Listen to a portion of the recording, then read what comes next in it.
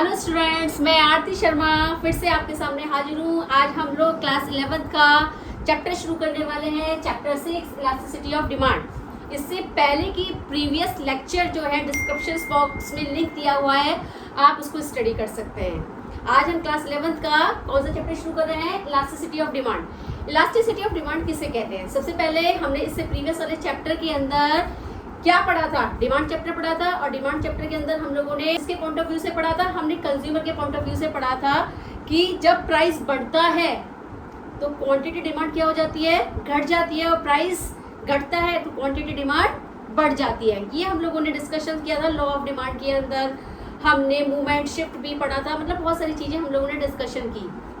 अब ये आता है इलास्टिसिटी डिमांड है क्या? एक्चुअल में ये दिया किसने, रेफर किसने किया?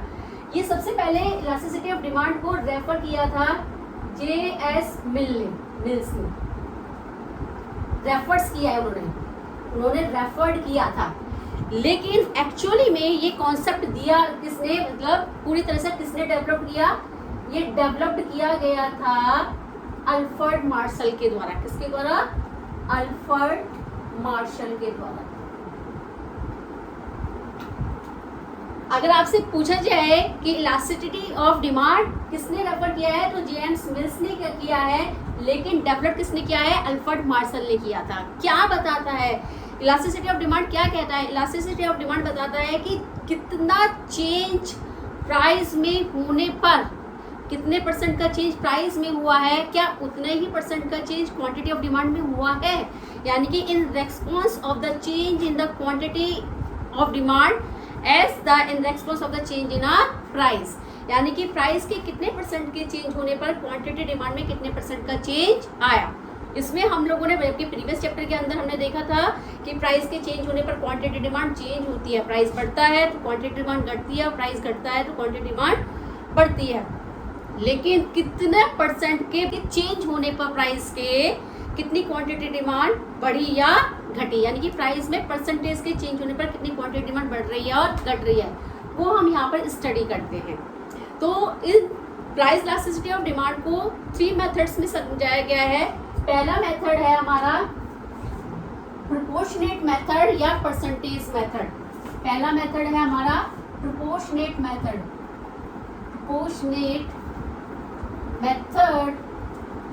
और परसेंटेज मेथड। सेकेंड मेथड है हमारा बच्चे आउटले मेथड, या और दूसरा नाम है इसका एक्सपेंडिचर मेथड।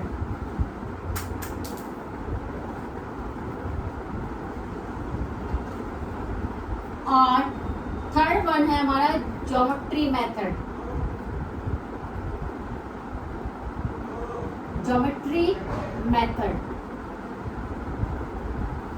एग्जाम्स टाइम में ये दोनों मेथड्स के बारे में हम लोग डिस्कशंस करते हैं। इसके न्यूमेरिकल्स आता है एग्जाम्स टाइम में 3 या 4 मार्क्स का, तो ये हमें समझना जरूरी है। आज सबसे पहले हम इस मेथड को समझते हैं कि इस मेथड को कैसे कैलकुलेट करते हैं।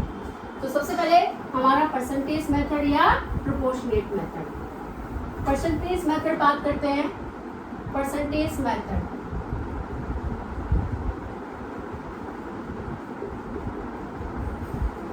परसेंटेज मेथड का फॉर्मूला है, परसेंटेज मेथड का क्या फॉर्मूला है? ईटी लिख लो या ईडी लिख लो, इलास्टिसिटी ऑफ डिमांड या इलास्टिसिटी ऑफ प्राइस। माइनस का साइन है ये क्या शो करता है, ये भी हम लोग डिस्कशन करेंगे। Percentage change in quantity demand upon percentage change in price. ठीक है, ये माइनस का साइन क्या शो करता है? It is A inverse relationship between the price and quantity demand. यानी कि ये माइनस का साइन दो वेरिएबल्स के बीच में इनवर्स रिलेशनशिप को शो करता है, जैसे कि प्राइस और क्वांटिटी का, कि प्राइस के बढ़ने पर क्वांटिटी डिमांड घटती है और प्राइस के घटने पर क्वांटिटी डिमांड क्या होती है? बढ़ती है। तो ये माइनस, ये 1 नंबर में कभी कभी एग्जाम में पूछ लिया जाता है क्वेश्चंस कि what are the showing of the negative sign, this negative sign are showing of the inverse relationship between the two variables. दो variables के बीच में inverse relationship को show करता है, for example price and quantity. ठीक है, अब पहले इस फॉर्मूले को देखें, परसेंटेज चेंज इन क्वांटिटी को कैसे निकालते हैं. एक एग्जांपल लेते हैं, एग्जांपल के थ्रू न्यूमेरिकल सॉल्व करेंगे. मान लीजिए प्राइस 10 है, क्वांटिटी डिमांड 100, प्राइस घट गया 10 से 8 हो गया, तो क्वांटिटी डिमांड क्या हो गई, 80 हो गई. मैंने भी बताया था, सॉरी, अगर प्राइस 10 है तो क्वांटिटी डिमांड कितनी हो गई, 100. अगर प्राइस 8 हुआ तो क्वांटिटी डिमांड क्या हो गई, 120. सॉरी, मैं गलत उल्टा बोल गई थी बच्चे, कि प्राइस कितना है, 10 है, तो क्वांटिटी डिमांड कितनी है, 100. प्राइस घटा तो क्वांटिटी डिमांड क्या हो जाएगी, बढ़ जाएगी. It's clear. अब मुझे ये चाहिए, तो percentage change in quantity demand कैसे निकालते हैं. परसेंटेज चेंज इन, पहले quantity demand, percentage change in quantity demand को निकालने का फॉर्मूला, यानी कि ये इसको निकालने का फॉर्मूला होता है delta Q upon Q into 100. अब डेल्टा क्यू कैसे आया होगा, डेल्टा क्यू निकल के आता है, डेल्टा क्यू बराबर होता है हमारा Q1 माइनस Q2 या और Q2 माइनस Q1. कैसे भी निकाल लीजिए, माइनस के साइन को हमें इसमें क्या करना है, इग्नोर करना है. तो कैसे भी लिख लीजिए. अब Q1 क्या हो गया, ये हमारा Q1 हो गया और ये हमारा Q2 हो गया. इसे इनिशियल क्वांटिटी डिमांड भी कहते हैं. क्या कहते हैं, इनिशियल Q जो होगा, ये Q1 जो होगा उसे हम क्या मानेंगे, इनिशियल क्वांटिटी डिमांड. तो सबसे पहले हमने ये निकाला, percentage change in quantity demand को निकाला. Percentage change in quantity demand को कैसे निकाला, Q1 माइनस Q2 कहा मैंने, यानी कि 100 माइनस 120, तो कितना हो गया, माइनस का कितना आ गया, 20. यस या नो. ठीक है, तो ये मेरा निकल के आ गया डेल्टा क्यू. डेल्टा क्यू कितना आ गया मेरा, माइनस का 20. ठीक है, क्या निकल के आया है ये मेरा, डेल्टा क्यू. ठीक, ऐसे ही परसेंटेज चेंज इन प्राइस को मैं कैसे निकालूंगी, परसेंटेज चेंज इन प्राइस को निकालूंगी delta P upon P into 100.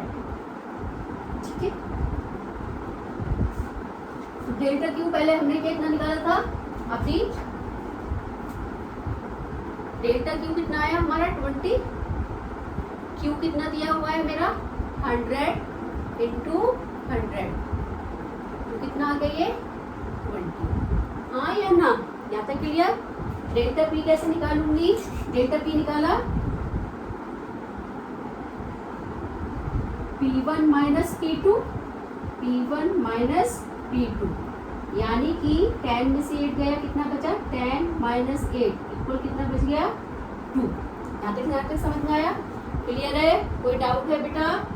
Formula apply करती हूँ, चेंज इन क्वांटिटी डिमांड. अब इसको मेरे को परसेंटेज में निकालना है, तो कैसे निकालूंगी, डेल्टा पी कितना आ गया 2, पी कितना है 10 इंटू कितना है 100 फॉर्मूले में, ये फॉर्मूला और ये फॉर्मूला कितना है, ये कितना आ गया 20%. हाँ या ना, ठीक है, ये कितना आ गया मेरा 20%, किसका, माइनस का.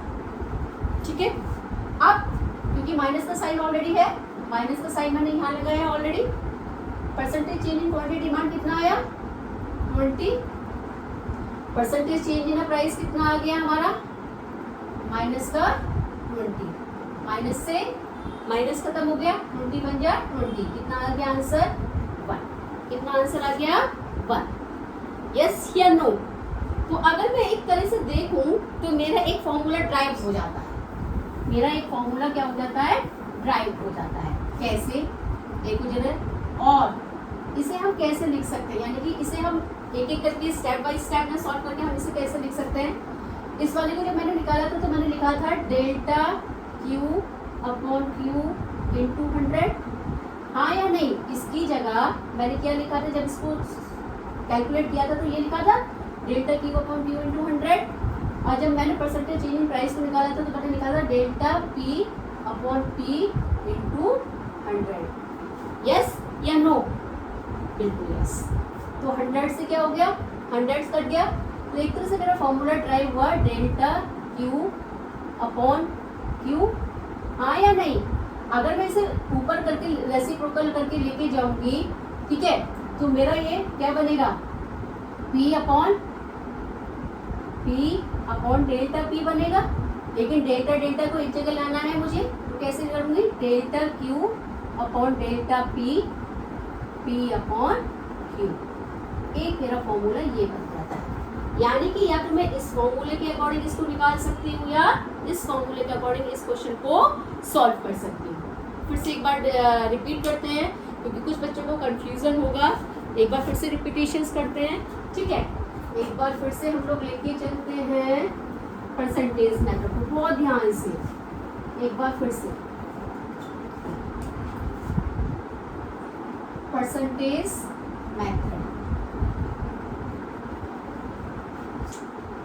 Percentage method.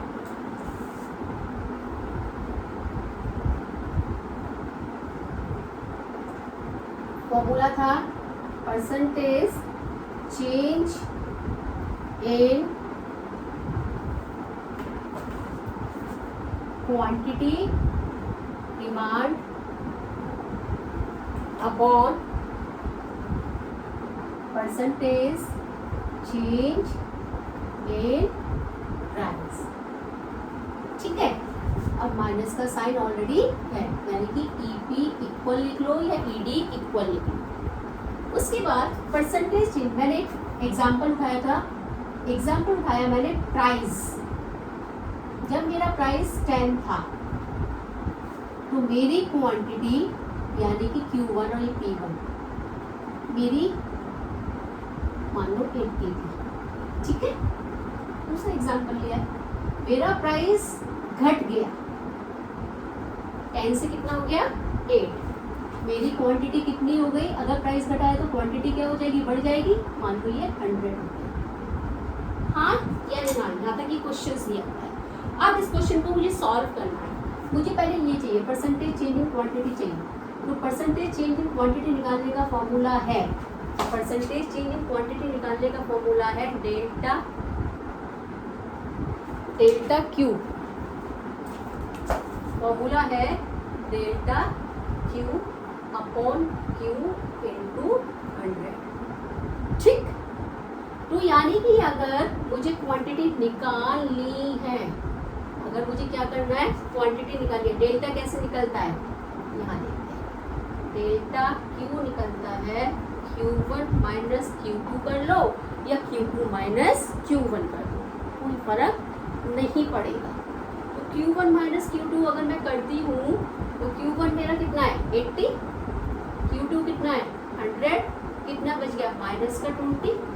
मुझे ये निकालना है, तो इसको निकालने के लिए मैंने क्या किया, अभी कितना दिया हुआ था डेल्टा की Q कितना आया माइनस का 20, Q कितना माना जाएगा, Q यानी कि इनिशियल यानी कि Q1 कितना है मेरा 80, ठीक है। 82 क्या आ जाएगा 100, हाँ या ना, 0 से 0 खत्म, ठीक है। 2 4 जा 8 खत्म, 2 2 जा 4 खत्म, 2 5 जा 10 खत्म, यानी कि ये आ गया मेरा 5/2 यानी कि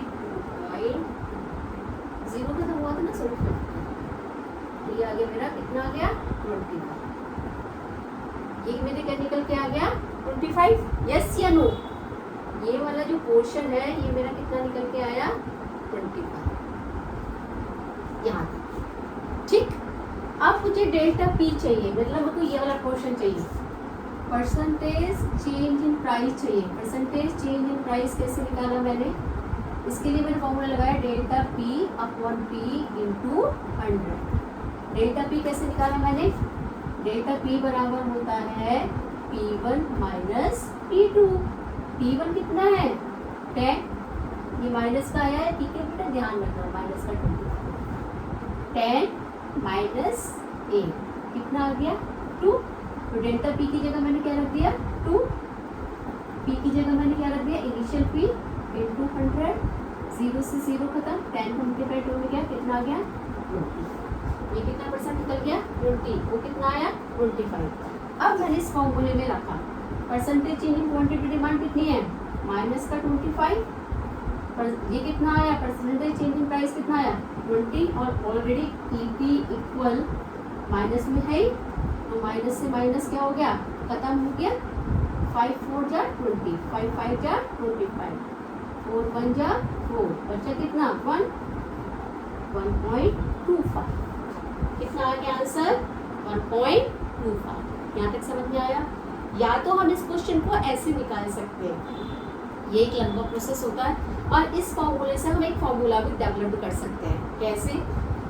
चेंज इन क्वांटिटी डिमांड, यहाँ देखो चेंज इन क्वांटिटी डिमांड को मैंने कैसे निकाला था, delta Q upon Q into 100, इस वाले क्वेश्चन को ऐसे निकाला था, हाँ या नहीं?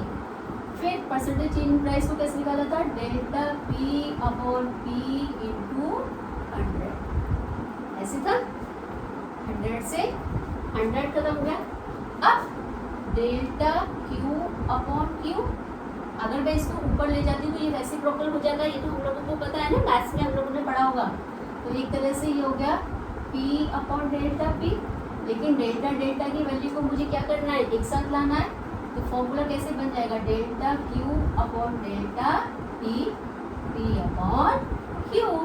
तो हम इस फॉर्मूले के अकॉर्डिंग या तो ये फॉर्मूला लगा लो या ये लगा लो, तरीका वही है।